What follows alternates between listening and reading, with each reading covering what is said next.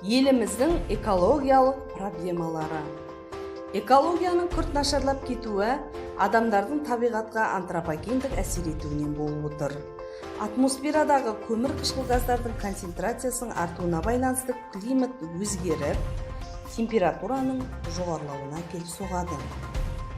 Энергия көзі ретінде көмір, мұнай, табиғи газды пайдалану нәтижесінде және машиналардың көбейіп, индустриялық революцияның өркендеуіне байланысты бұл процесс тезірек жүреді.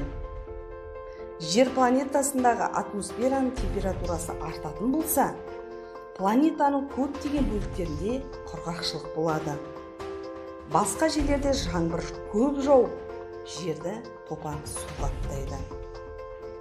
Полюстегі мәңгі мұздар еріп, аралдар мен жағалауларды, мұхиттар мен теңіз сулары басып кетеді.